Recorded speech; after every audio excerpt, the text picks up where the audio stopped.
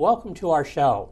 I'm Doug Johnson, and each month we present to you a Cleveland personality who will share with us their personal strategy for success.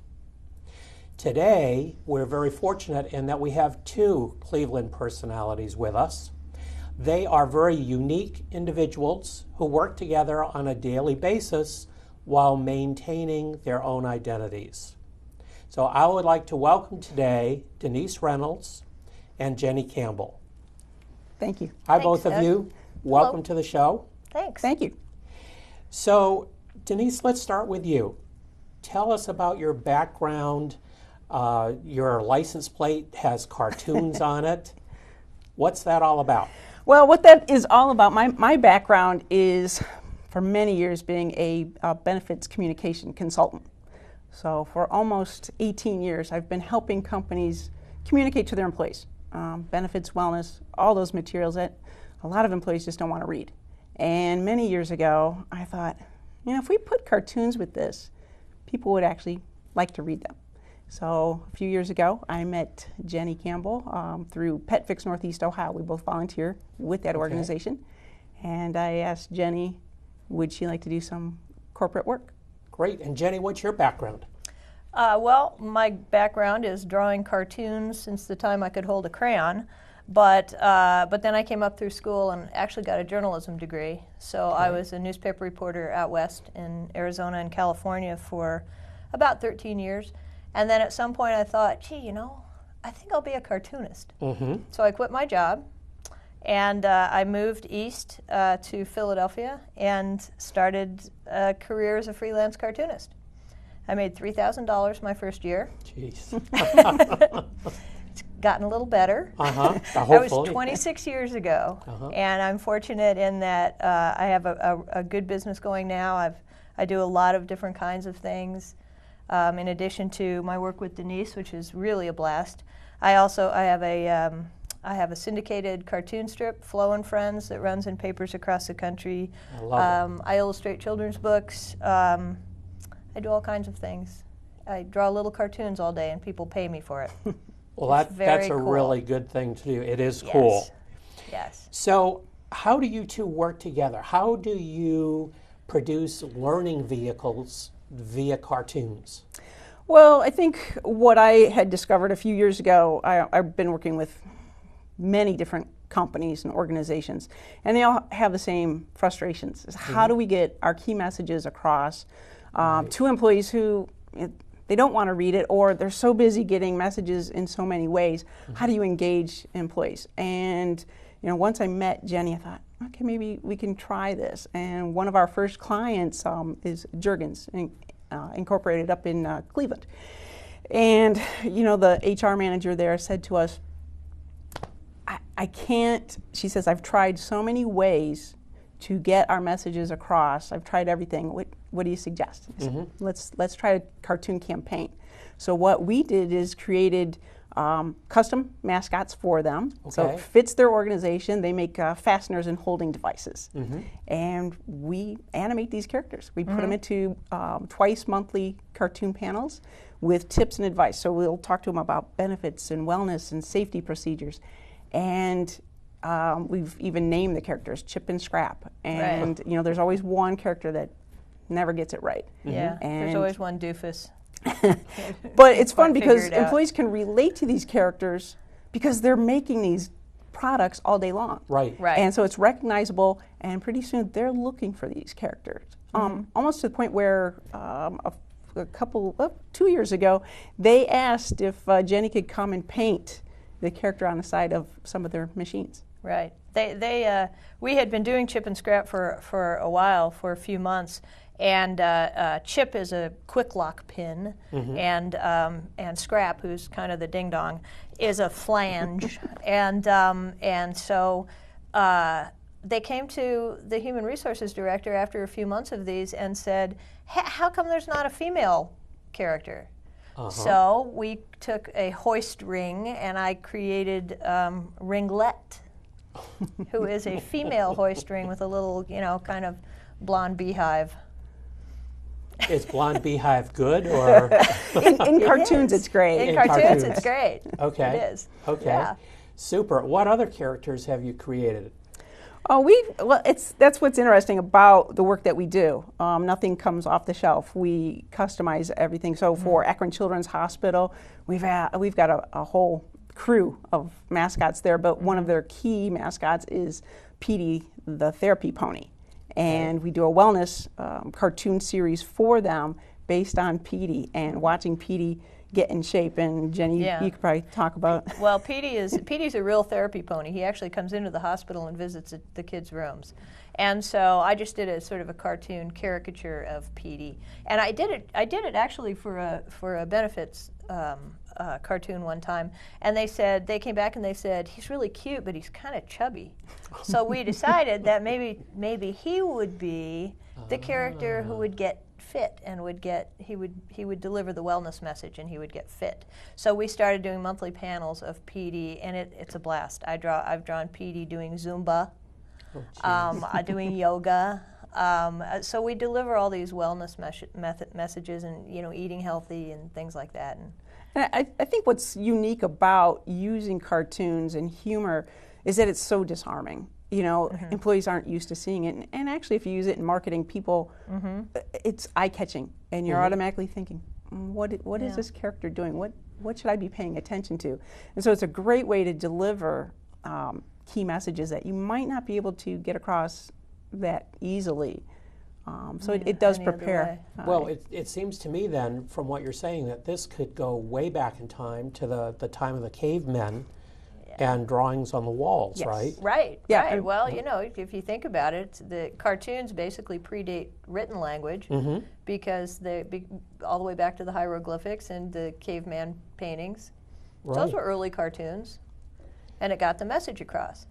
If you're thinking about how many words fit on a piece of paper and you're overwhelmed looking at that, but if you can just summarize some of the key points of that article or that message, and if it's humorous too, Yes. then all the better. Right. If you make them laugh, you've got them. Right. I'm real excited today because Denise is going to talk and Jenny is going to draw. And we're going to see Jenny in action.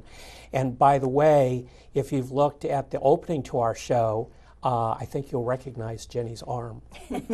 So, Jenny, show us that arm. Well, before I draw, do you want to show some samples of what we've done? I think we can do that. See, a little bit of work. We've been doing some really great work with Akron Children's Hospital. And what we've done there, this is their new hire kit. So sometimes there's times when you just want a photo to deliver the message or to help deliver that message. But what we did is taken it and created some caricatures. So turn the actual photos into caricatures. So these are some of the materials that new hires would get there at Akron Children. So what we do is we create these characters and then we put them to work, delivering messages. And so that's Akron Children's. ACRT, which is a vegetation consulting firm based in Akron. And so what we do is put a forestry crew to work there. What's fun with them is they've got some woodland critters. We have the rookie forester and the veteran forester who deliver the key messages, and then we have these little critters like chipmunks and skunks and raccoons who are being ridiculous in the background.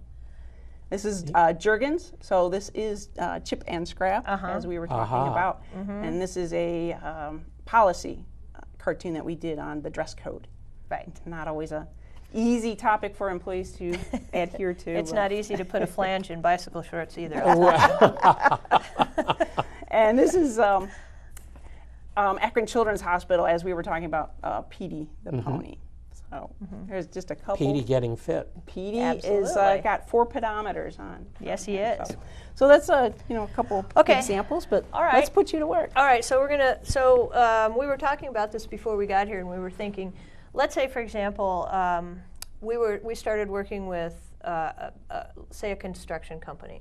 So the first thing we would do is we would throw around ideas for a mascot. So I was kind of thinking that maybe for a construction company, maybe we would have a mascot.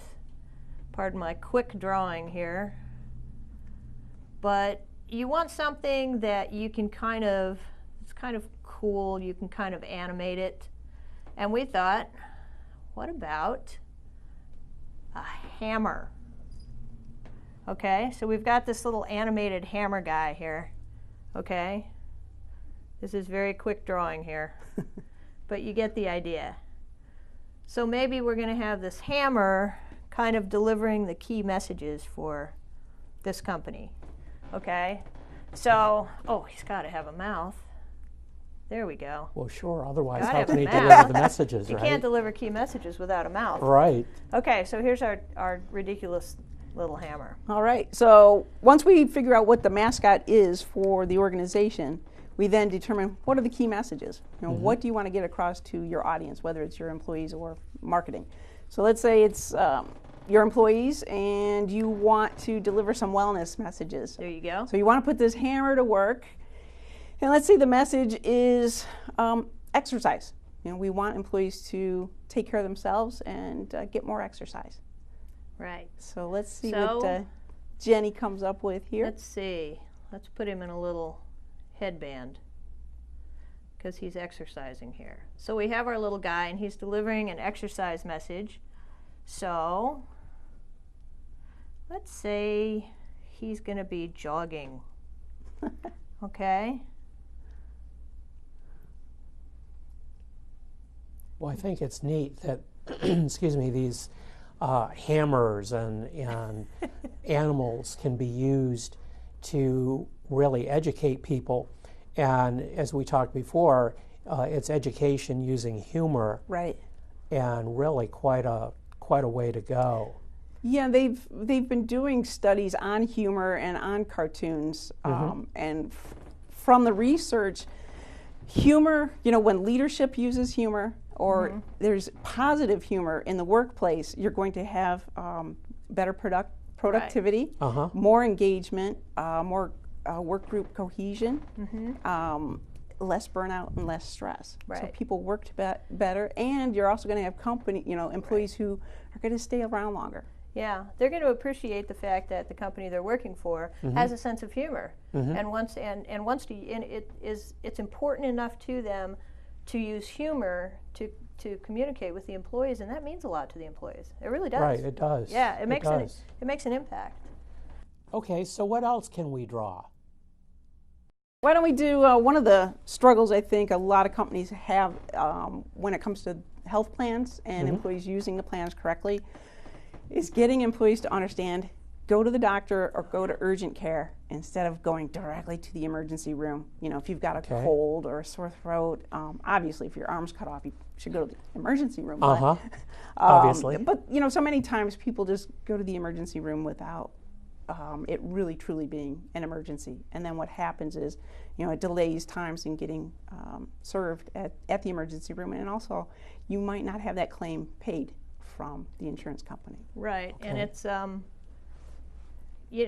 that's something that companies time and time again will tell us is a really, I never realized that that's such a big deal for companies, but apparently it really is. And so this is a message we're asked to get across to the employees again and again and again. So we always like to put a character in a non-emergency scenario, and then what our cartoon panels do, we put the cartoon together, and then we usually have advice, tips, and additional resources that print below the cartoon panel. He pounded his own finger. Uh-oh. Ow. How did he do that? Oh, it wasn't easy. So the other thing that we can use these for is not just for the employee communications, but also for marketing. Right. It comes in handy for marketing too. Okay. So we can use the same characters.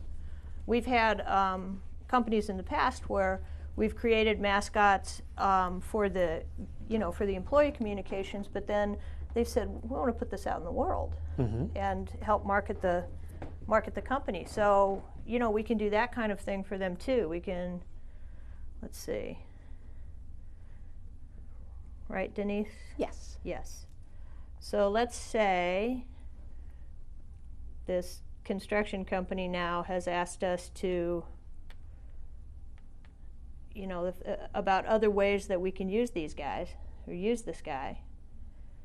And so what we tell them is, in marketing, we can come up with a message, and here, his little hand is back here.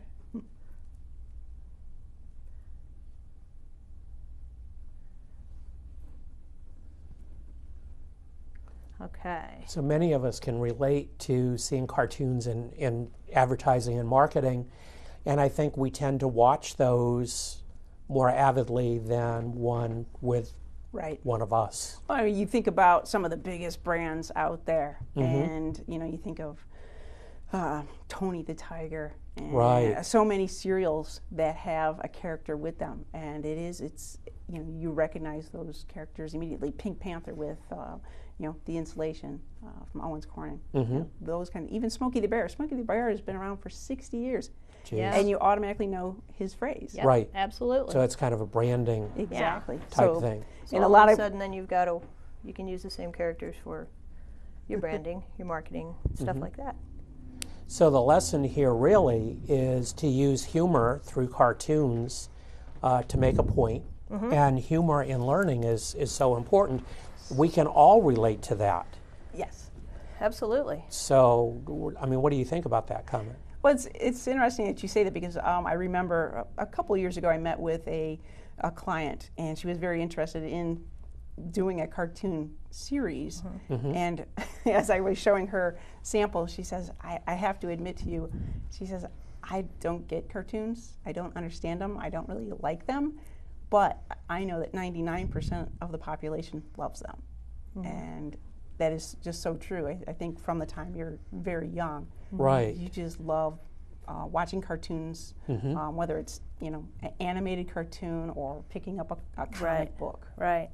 I always like to say that people say, what's the coolest thing about being a cartoonist? And there are so many things. But I always say one of the coolest things about being a cartoonist is that I can be at a party, a cocktail party or something, and the snootiest person in the room can walk up to me and say, so what do you do? And I say, I'm a cartoonist. And just for a split second, that person is 5 years old again, and they say, really? Cool. So that's fun. It is, and you're so fortunate to be able to do that. I am. I really am. And bring joy to so many people. Yeah, it's fun. Going back to the idea of learning through humor, when I was in college, I was a psychology major, and one of my classes was behavior modification. The one class where everybody did their homework every night was a behavior modification class. Our hero was Captain Con Man, short for contingency management, and our textbook was about 2 inches thick, and it was a comic book. Oh, that's great. And everybody did their homework. So are there any studies or statistics that relate to learning through comics? I think they don't really have definitive stats, but what they are showing is probably 30 to 60% more readership or viewership when you use cartoons. Okay. So when you do show cartoons with your materials or use an animated piece, people are going to you're going to attract they're more going to read it or view it and get more out of it. Right. So what's the other side of the coin? We as consumers, what should we look for in a cartoon? Where can we go with a cartoon? The thing about cartooning is that it's completely subjective. So, the cartoon strips that you read in the paper, you'll have your favorites, I have my favorites, you may love one that I can't stand. Humor is so subjective, but the key is we're all looking at it. We're all reading it. And we're all making our own little judgment calls about it. But the point is we're all reading it. They say that in journalism, there's an old adage that a newspaper editor would rather jump off a bridge than ever have to change the comics page. Because they can redesign absolutely every other part of the paper, and they'll get a couple of calls. You pull one cartoon strip out, Yeah. And the hue and cry is unbelievable. I had to do that once for a daily newspaper I was working at. I was the city editor. It was awful. It's awful. You pull one because you think, oh, nobody's reading that one. When I got my cartoon strip Flo and Friends, the Columbus Dispatch added me, and they dropped Prince Valiant to add me. Prince Valiant, I didn't know anyone even forever. read. Yeah. Yeah. The hue and cry was so, they got so many calls and letters that they had to bring him back, and he runs in the classifieds now. Oh, jeez. I think what's really cool about cartoons is it hits every age group, all cultures. You know, everyone enjoys to laugh. Right. Well, Jenny, talk about Flo and Friends for a minute, because that's one of my favorite strips. Thank you. And well, you're welcome. I can relate to it because my mom is soon going to be 88, and it seems to me, I know your mom is around that same age. 87. It seems to me that that is real life, and we all are there. We can relate to Absolutely. the comic strip. Yeah, the cartoon strip it's an ensemble cast, but it's based around this group of seniors, senior citizens, and I always say I'm becoming my own demographic group. I mean, you see the hair, and so it's becoming a lot more autobiographical than I'm sometimes comfortable with. But I'd go home to Arizona to visit my mom, and after I got the cartoon strip about 10 years ago, and she said to me one time, you know, I used to think you used to like to come over and visit me, but now I see you're just doing research. Because it's true. She lives in an assisted living home now in Arizona, and I go there and stay with her, and I carry a notebook around. I'm like, because I get a lot of gag ideas. I can imagine. Yeah, it's pretty fun. And then Treggy, who is very young. She's the teenager how being does she raised by fit her in there? grandmother. Okay. She's sort of an old soul, but she's still a teenager, so she loves the oldsters, and she has a wonderful time with them, and a lot of great comedy comes out of her, because she's at that weird stage of life where she's trying to be older, but she's still a kid. So, you know, she can pout and then be incredibly wise all in the same 3 frames. Neat. It's fun. If each of you had to give our audience your strategy for success in life, what would it be? I'll go first. You go first. I guess one tip I would have is just listening. You know, really develop listening skills. As a consultant, you learn that. But I think, you know, just as a human, to be able to listen fully, and by that I mean it's not just waiting for your turn to talk, but really being engaged in that conversation. Okay. Yeah, that's a good one. I think a lot of times, too, if people don't listen and using humor, which is what we're talking about today, they don't get it because they've heard, but they've not listened. Right. Yeah. And I think one other thing for me would be, you know, life is short. Make sure you do have fun. Yeah, and laugh. Jenny, what is your tip? My tip is really you find something you really love to do, and if you persevere and you hang in there and you really believe in it, you really can. You can make it be what you do for a living, and you can make it successful. And if it is fun, it's not like working. It's like getting up every day and having a hobby for a job. And it's really, and you can find real happiness doing that, and you can find real success. I tell kids in schools all the time that people tell you as you're going up through school, if you love art, you know, oh, well, you know, you can't make a living as an artist. Well, yeah, you can. Yes, you can. And have a good time while you're doing it. Yes, you can. Okay. Are there any books that people can look at, and again, learn through humor, through cartoon strips? I mentioned, you know, my textbook. Well, that is probably out of print at this point. Jenny, I know you draw for some children's books. I do a lot of children. Yeah, I've done 16 children's books. For to appreciate cartooning, I think you just want to read as many cartoons as you can, as many cartoon books as you can. I think one of your suggestions Yeah, is it's Calvin and Hobbes. Yeah. Just a classic. I'm just a Right. big fan of Calvin and Hobbes. I Right. love his style and his humor. And I Right. would say read every yeah, every strip Calvin that, and Hobbes is that awesome. Bill Watterson has done. Right, Calvin and Hobbes is awesome. I'm a huge Edward Gorey fan. I have that kind of dark sense of humor sometimes. I love, there was an old British cartoonist named Norman Thelwell who passed away in his 80s a few years ago. And I've collected his books. He does these wonderful little pen and ink cartoons of kids riding ponies, and like riding etiquette, and they're hilarious. And I think if you enjoy cartoons, you just read as many cartoon collections as you can get your hands on. Well, and again, it's a reflection of real life. Absolutely, And I think the that's best ones are. right, and I think that's why we enjoy them so much, is because it is real life, Yeah. and we can reflect on that. And As a cartoonist, the greatest compliment anyone can ever pay me is to cut out one of my cartoon strips, and I walk in their house and I see it on their refrigerator. That's cool. neat. Well, Denise and Jenny, thank you so much for being here Thank today. you, Doug. Thanks for having us. We all love cartoons, and I think what you're doing is just bringing another level to our everyday life.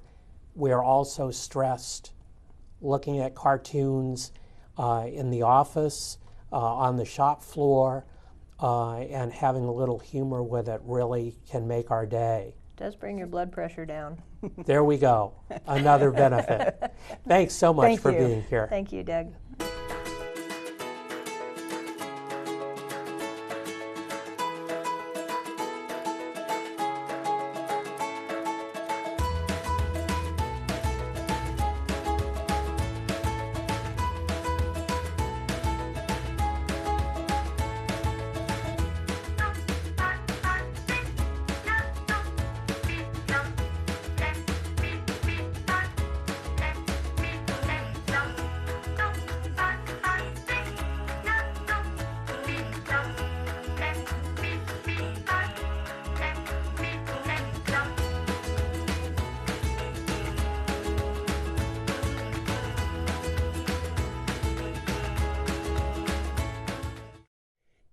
Did you know that common sense often presents itself in the form of humor?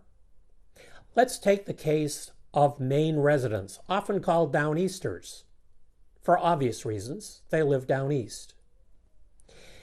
Typically, Downeasters are very practical, commonsensical people, and they display humor. They don't think they're funny, but sometimes their responses tend to be. For instance, a Maine resident is asked if he has lived in Maine all of his life. The response, not yet. Another example, does it always rain so much in Maine? Does it ever stop? The answer, always has. So what do you think? Commonsensical humor or what?